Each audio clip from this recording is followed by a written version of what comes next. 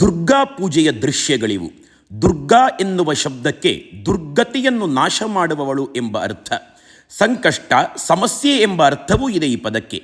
ನಂಬಿದ ಭಕ್ತರ ಸಮಸ್ಯೆಗಳನ್ನೇ ಇಲ್ಲವಾಗಿಸುವ ತಾಯಿಯಾದದ್ದರಿಂದ ಅವಳು ದುರ್ಗೆ. ದುರ್ಗಾ ಎನ್ನುವ ಪದಕ್ಕೆ ಕೋಟೆ ಎಂಬ ಇನ್ನೊಂದು ಅರ್ಥವಿದೆ.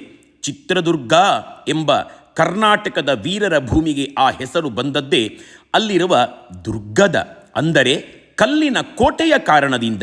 ಹೌದು, ಕೆಟ್ಟ ಶಕ್ತಿಗಳಿಂದ ಭಕ್ತರನ್ನು ರಕ್ಷಿಸಲೆಂದು ತಾನೇ ಕೋಟೆಯಾಗಿ ನಿಂತವಳು ದುರ್ಗೆ. ಮಹಿಷಾಸುರ, ಮಧುಕೈಟಭ ಮೊದಲಾದ ರಕ್ಕಸರ ಜೊತೆ ಕಾದಾಡಿದವಳವಳು. ಅವಳು ಚಂಡಿ ಚಾಮುಂಡಿಯಾಗಿ ಮಹಾಕಾಳಿಯಾಗಿ ಉಗ್ರ ರೂಪವನ್ನು ತೋರಿಸುವುದು ಕೆಟ್ಟವರಿಗೆ ಮಾತ್ರ. ಪಾಪದ ಕೊಡ ತುಂಬಿಸಿಕೊಂಡ ಭೂಮಿಗೆ ಭಾರವಾದವರಿಗೆ ಮಾತ್ರ. ಸಂಸ್ಕಾರವಂತರಿಗೆ ಅವಳು ಸಂಪತ್ತನ್ನು ಕೊಡುವ ಲಕ್ಷ್ಮಿ. ಜ್ಞಾನವೇ ಮೈವೆತ್ತ ಶಾರದಾಂಬೆ ಆಕೆ. ಸಿಂಹವೊಂದರ ಬಳಿಗೆ ಹೋಗಲು ಉಳಿದವರಿಗೆ ಭಯವಾಗಬೇಕು ನಿಜ, ಆದರೆ ಸಿಂಹದ ಮರಿಗೆ ತಾಯಿ ಸಿಂಹ ಅತ್ಯಂತ ಪ್ರೀತಿಯ ಜೀವ. ಕಾಳಿಗೆ ನಾವೆಲ್ಲ ಮಕ್ಕಳು, ಬೇರೆ ಇನ್ಯಾರೂ ಅಲ್ಲ.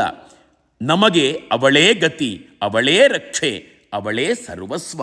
ಮಹಿಷಾಸುರಮರ್ದಿನಿ ರಮ್ಯಕಪರ್ದಿನಿ ಶೈಲಸುತೆ